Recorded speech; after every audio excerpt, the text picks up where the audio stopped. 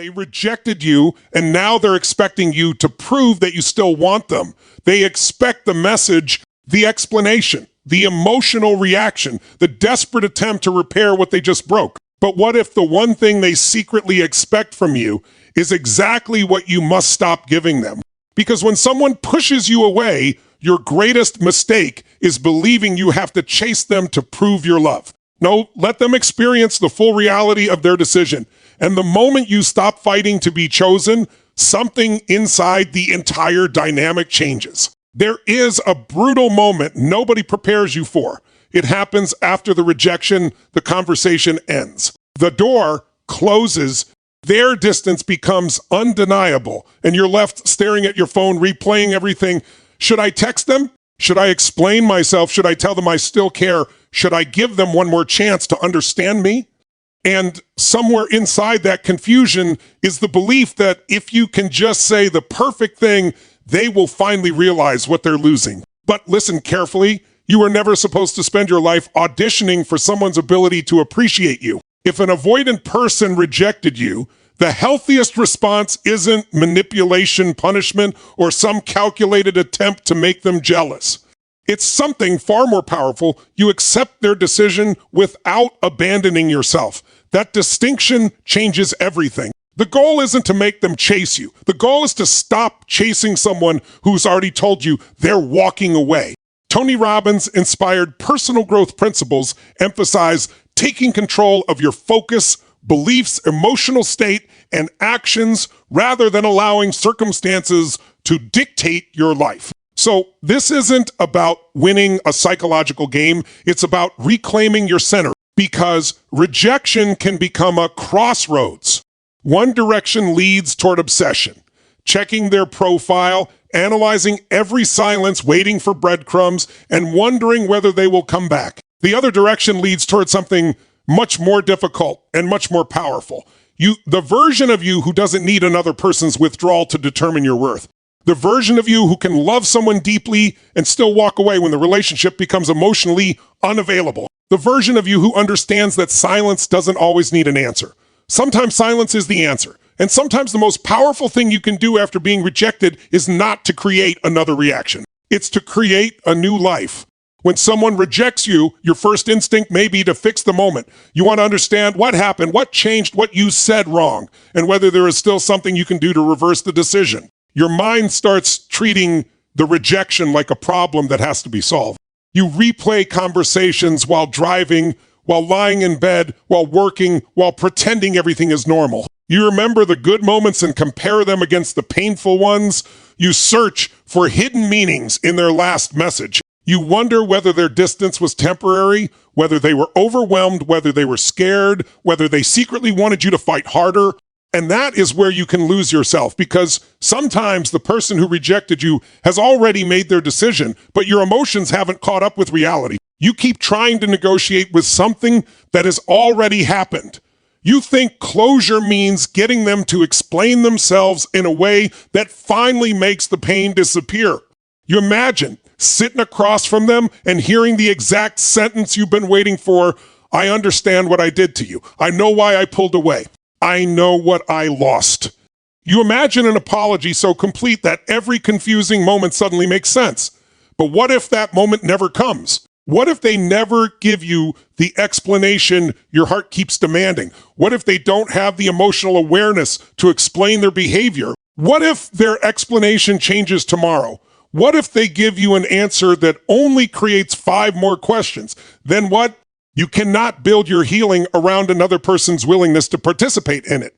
This is one of the hardest truths to accept, because when you genuinely cared about someone, their understanding feels important. You want them to know that you weren't asking for too much. You want them to understand that your questions came from uncertainty, not control. You want them to recognize how much patience you gave them. You want them to realize that you stayed when it would have been easier to leave. You want them to know the full story. But healing begins when you realize that someone can misunderstand you and you can still know who you are. Someone can misinterpret your intentions and you don't have to spend months defending yourself. Someone can leave without understanding your value. Someone can tell a completely different version of the relationship. And none of those things have the authority to rewrite your identity.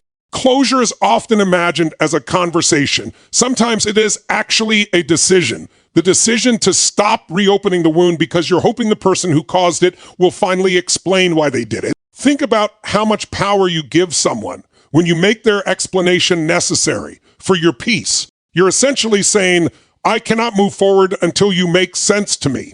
But people are not always logical. Relationships are not always neatly resolved. And emotional behavior is often driven by fear, habit, insecurity, avoidance, pride, confusion, or conflicting desires. You may never receive a satisfying explanation. You may never understand why someone could tell you they cared and then become distant. You may never understand why they could be affectionate one week and emotionally unavailable the next. You may never understand why they seemed afraid to lose you, but equally afraid to get close to you. And eventually, you have to decide whether understanding every detail is more important than protecting your future. This is especially difficult when you've experienced an emotionally inconsistent relationship. Inconsistency can train your attention to become hyper-focused on small changes. A delayed message suddenly feels meaningful. A warmer tone becomes evidence of hope. A colder tone becomes evidence of rejection. One affectionate interaction can make you forget weeks of confusion. You begin living inside emotional surveillance. You monitor them. You monitor yourself. You monitor the relationship. And without realizing it, your entire life starts revolving around someone else's emotional availability. That's not closure. That's captivity. The way out is not pretending you never cared. You did care, maybe deeply, maybe more than you ever expected. You can honor that without continuing the cycle. You can say, that relationship mattered to me, and it still isn't where I want my life to remain. Those two truths can exist together. You don't have to turn someone into a villain to walk away.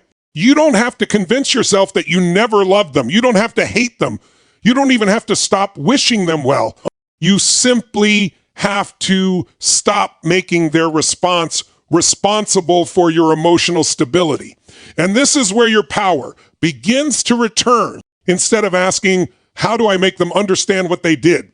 You begin asking, what did this experience teach me about what I need? Instead of asking, why didn't they choose me? You ask, why was I willing to keep waiting for someone who wasn't choosing me consistently? Instead of asking, will they come back? You ask, if they did come back tomorrow, would the relationship actually be different? That last question is crucial because sometimes we don't miss the relationship as it actually existed. We miss the relationship we believed it could become. We miss the potential. We miss the future we imagined. We miss the version of them that appeared during the good moments. And when someone walks away, our mind can turn potential into evidence, but potential is not commitment. Chemistry is not consistency. Missing someone is not the same as being capable of building a healthy relationship with them. And an apology by itself is not transformation. You need to understand this because otherwise you can spend your life waiting for an emotional explanation when what you really need is behavioral evidence. If someone says they care, look at what they consistently do. If someone says they are confused, believe that they are confused rather than turning their confusion into a secret promise. If someone says they need space, you don't have to chase them into that space. You can respect it.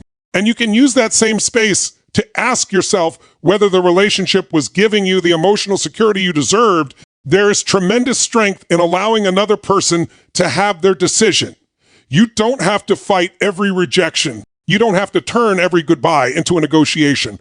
Sometimes the most dignified response is simply, I hear you, not because it doesn't hurt, because it does, but because your pain doesn't require you to violate your own boundaries. You can be devastated and still be disciplined. You can miss them and still not contact them. You can love them and still choose yourself. You can want them back and still refuse to return to the same pattern. That is emotional maturity. And eventually something changes inside you. The unanswered questions become quieter. Not because you solved all of them, because you stopped feeding them. You stopped checking their social media for clues. You stop rereading old messages. You stop asking mutual friends what they said. You stop interpreting every coincidence as a sign. You stop constructing imaginary conversations in your head. your mind slowly becomes your own again. And that's what real closure can look like. Not a dramatic final conversation, not a perfect apology, not watching them regret losing you, just the quiet realization that you don't need one more answer to take one more step forward. You can leave the unanswered questions where they belong in the past, and you can take your life with you. There is a difference between absence and abandonment. Abandonment is when someone leaves and you collapse around the empty space they created. Absence, when chosen consciously, can become something different. It can become room to think, room to breathe, room to hear yourself again. When an emotionally unavailable person becomes distant, the natural temptation is to rush toward the distant. You want to close the gap immediately. You send another message because silence feels unbearable.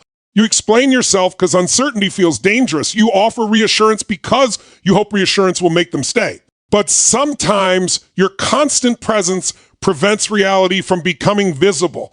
If you are always filling the silence, they never have to experience what their withdrawal actually means. If you're always repairing the connection, they never have to confront whether they are capable of participating in it. If you're always reaching out, they never have to wonder what life looks like when you stop carrying the relationship alone. And this is not about creating a psychological trick. It's about removing yourself from a one-sided emotional responsibility. You should never disappear as a performance. Don't vanish so they'll panic. Don't post pictures designed to provoke jealousy. Don't suddenly become cold because you want them to chase. Don't manufacture a mysterious new life just to get a reaction that keeps you emotionally attached to the same person, even while pretending you're moving on. You're still asking, did they notice? Did they see my story? Are they jealous? Why haven't they contacted me? That's not freedom. That's the same attachment wearing a different costume. Real distance looks different. Real distance says, I'm not stepping back to make you come closer. I'm stepping back because I need to stop participating in something that is hurting me. That's a completely different energy. When you genuinely withdraw your attention, your life begins to change. You stop making decisions based on whether they'll notice. You stop choosing clothes because you imagine seeing them. You stop visiting places because you hope they'll appear. You stop posting every accomplishment with the secret desire that they will regret losing you. Your choices become yours again. That's when absence becomes powerful, not because it manipulates another person, but because it removes your energy from a cycle that was consuming it. Think about what happens when you stop constantly checking your phone. At first, you may feel restless. Your hand reaches for it automatically. You wonder if they've messaged. You create reasons to check. Maybe they wrote something, maybe they liked something, maybe they finally realized. But every time you resist that impulse, you teach yourself something important. I can survive uncertainty. That is enormous because emotional dependence often grows around the belief that you need immediate information to feel safe. You don't. You can have an unanswered message and still eat dinner. You can have no notification and still sleep. You can know absolutely nothing about what they're doing and still build your future. Your peace cannot depend on receiving updates from someone who chose distance. The deeper transformation happens when you stop asking what your absence is doing to them and start asking what your absence is doing for you. Maybe you're sleeping better.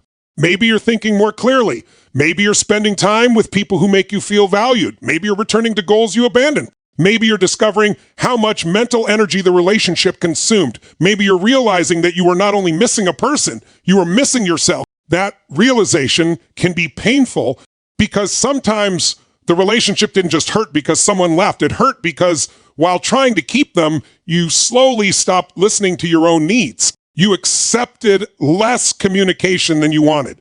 You tolerated uncertainty longer than you should have. You convinced yourself that asking for basic consistency was being demanding. You became an emotional detective because clarity wasn't freely available. And eventually you forgot what calm felt like. Distance can give you that memory back. You begin remembering what it feels like to wake up without checking someone's emotional temperature. You remember what it feels like to make plans without wondering whether they will suddenly withdraw. You remember what it feels like to have a conversation without analyzing every word afterward. You remember that love isn't supposed to require constant decoding, and this is why you don't need to announce your departure. You don't need a dramatic final statement. You don't need to tell them you'll regret this. You don't need to prove that you're stronger now. You simply live differently. You become less available for confusion, more available for yourself, less interested in potential, more interested in consistency, less fascinated by emotional intensity, more committed to emotional safety. That shift is enormous because some people mistake intensity for connection. The highs feel incredible because the lows are so painful. A warm message after days of silence can feel like oxygen. A sudden affectionate conversation can feel like everything is fixed. But emotional whiplash is not proof of extraordinary love. Sometimes it is simply a sign that the relationship has become unpredictable.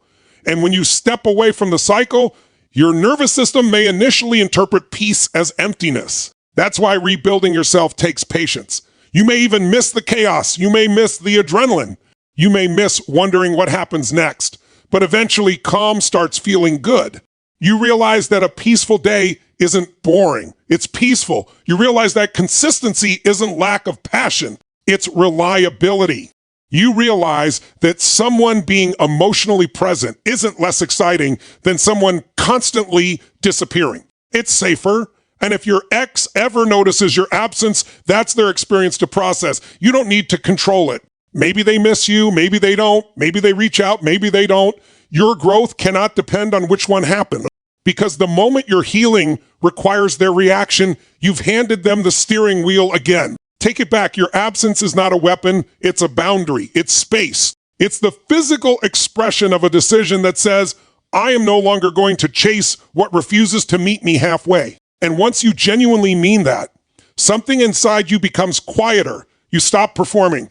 You stop waiting. You stop trying to be unforgettable. You simply become present in your own life. And that's where the real transformation begins.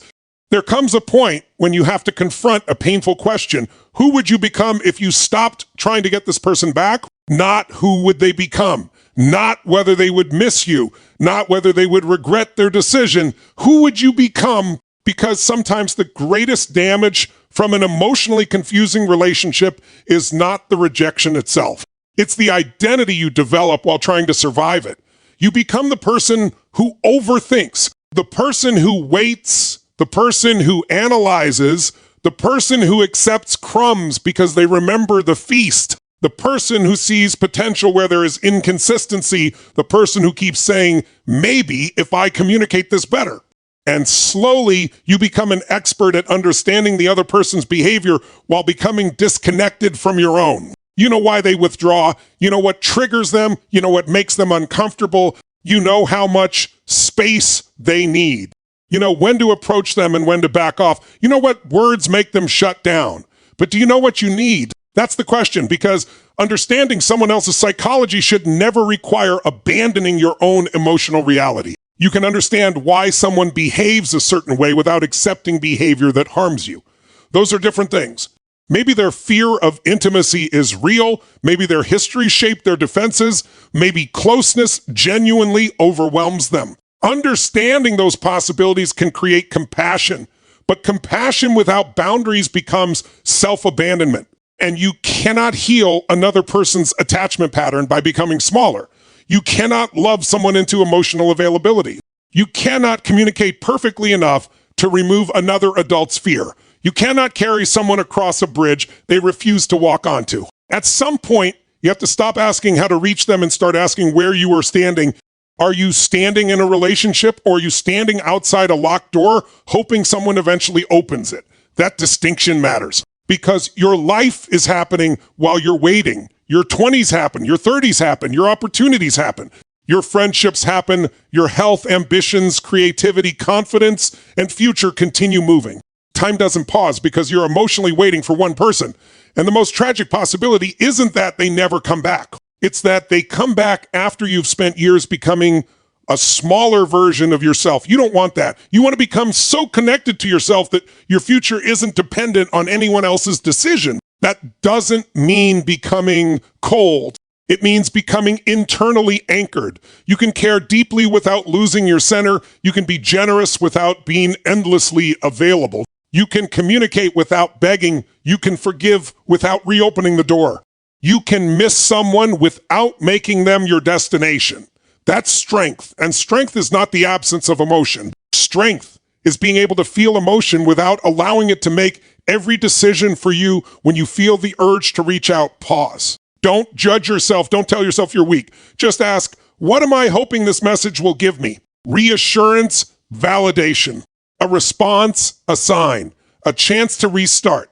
Then ask another question. Has contacting them previously given me lasting peace, or has it only temporarily reduced my anxiety? That distinction can expose the pattern. Sometimes reaching out feels good for 10 minutes because uncertainty disappears. Then the waiting begins again. Did they read it? Why haven't they answered? Why was the answer so short? Why did they sound cold? Maybe they're busy. Maybe they're angry. Maybe they're testing me. And the cycle starts again. This is why transformation isn't about becoming better at getting an avoidant person to respond. It's about becoming less dependent on their response. That's a completely different goal. You don't need to become more mysterious. You need to become more grounded. You don't need to become harder to get. You need to become harder to destabilize. You don't need to learn how to make someone obsessed. You need to learn how to stop obsessing over someone else's availability. That is the real upgrade. And it happens through small decisions. You don't check their profile. You don't reread the old conversations. You don't send the message you wrote at 2 a.m. You don't ask friends for updates. You don't turn every song into a sign.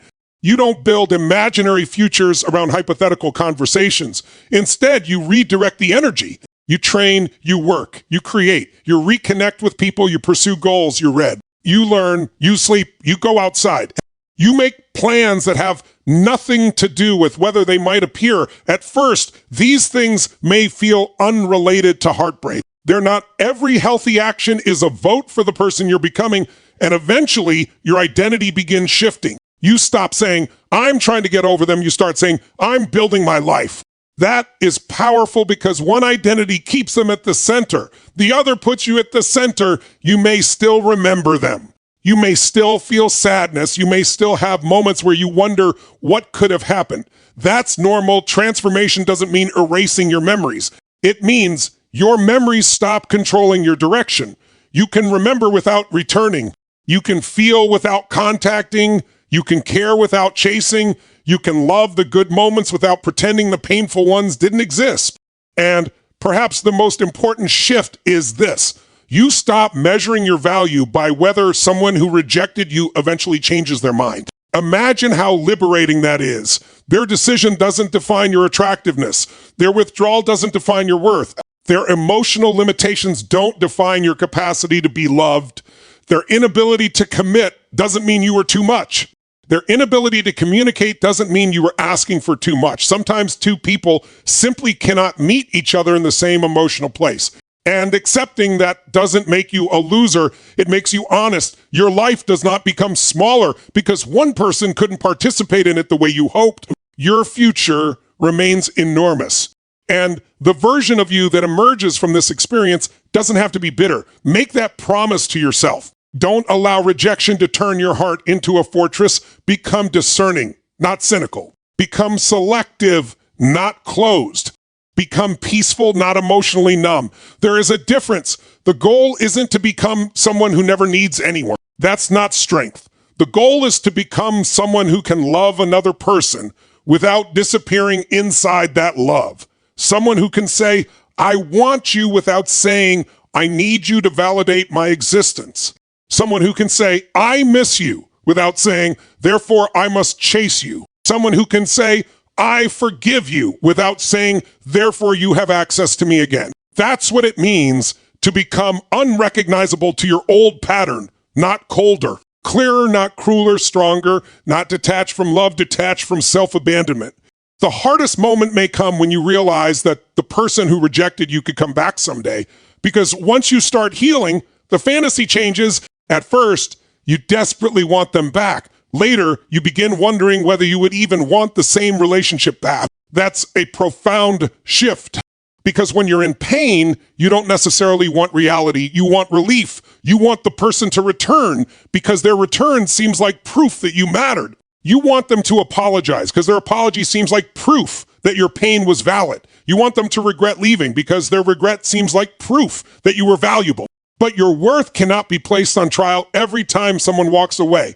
You don't need a verdict from your ex. You need a decision from yourself, and that decision is about what you will accept going forward. If they return, what changes? Not what they promise, what changes. Will communication become consistent? Will emotional responsibility become mutual? Will difficult conversations become possible? Will their actions match their words? Will there be accountability? Will there be patience? Will the relationship have boundaries? Will you both be willing to confront the patterns that created the breakup? Because nostalgia can bring people back. Loneliness can bring people back. Curiosity can bring people back. Fear of losing access can bring people back. Missing someone can bring people back. But returning is not the same as transforming. You have to know the difference. Otherwise, you can mistake someone's return for proof that the relationship is ready. It may not be. And this is where your decision becomes more important than theirs. Maybe they reach out, you don't have to answer immediately. Maybe they say they miss you, you don't have to translate, I miss you into, I'm ready to build something healthy. Maybe they say they made a mistake. You can listen without immediately reopening the relationship. Maybe they want another chance. You can ask what would actually be different. That is not playing hard to get. That is discernment. You are no longer making decisions from emotional hunger. You are making decisions from clarity. And if they never return, your decision still stands.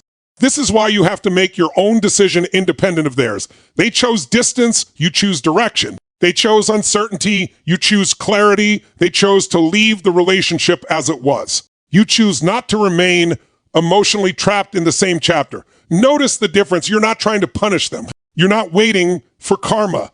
You're not secretly hoping their next relationship fails. You're not counting the days until they realize what they lost, because those things keep your attention tied to them. Real freedom is when their future becomes none of your business. They may find someone else. They may stay single. They may change. They may not. They may become a better partner for someone else. They may repeat the same patterns. You don't know, and you don't need to know. Your job is to build a life that doesn't require access to that information. That can feel terrifying at first because information has become a substitute for connection. You think knowing what they're doing will keep you emotionally safe. It won't. It will keep you emotionally attached. Every update becomes another thread. Every photograph becomes another interpretation. Every mutual friend's comment becomes another investigation. Cut the thread, not because you hate them, because you want your mind back.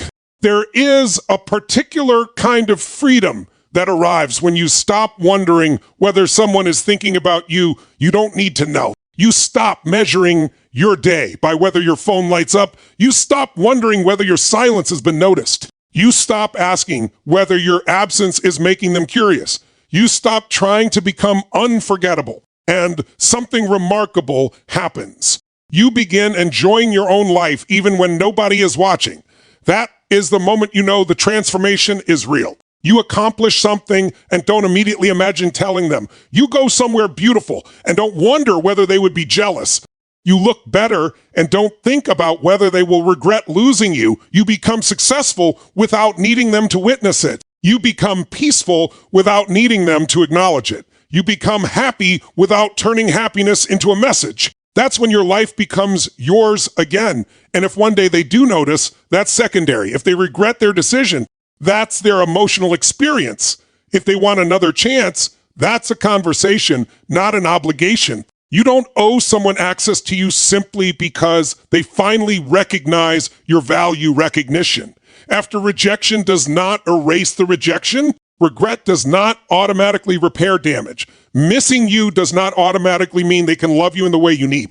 And this is why you must stop measuring success by whether an avoidant ex comes back. Measure success differently. Did you stop abandoning yourself? Did you become honest about what you need? Did you learn to recognize inconsistency? Did you stop confusing emotional distance with mystery? Did you stop treating crumbs like promises? Did you become comfortable saying no? Did you learn to walk away without needing revenge? Did you rebuild your confidence? Did you create a future that excites you? Those are victories, real ones, because your life is not a courtroom where your ex eventually has to admit that you were right. You don't need their confession. You need your own clarity. There is a moment when you realize you have been waiting for someone else to close a door that you are perfectly capable of closing yourself. And closing it doesn't mean you don't care. It means you care about reality. You care about what actually happened, not only what you hoped would happen. You care about patterns, not isolated moments. You care about consistency, not emotional speeches. You care about how a relationship feels over time, not how intense it becomes during rare moments of closeness. That is mature love. And mature love includes yourself. You are part of the equation. Your peace matters. Your time matters. Your emotional energy matters. Your future matters. Your standards matter. Your dignity matters. Don't let one person's rejection convince you that you need to become someone else to be chosen. Become more fully yourself instead. Because the person you become after rejection can either spend years trying to reverse the past or spend those years building something the past can never take away. Choose the second path, not because it will make them regret losing you, not because it will make them chase, not because it guarantees they return. Choose it because your life is too valuable to remain suspended around someone else's decision. And once you truly understand that, rejection stops being the final sentence. It becomes information. It tells you where you stand. It tells you what they are willing or unwilling to offer. And now you get to decide what you will do with that information. That decision belongs to you.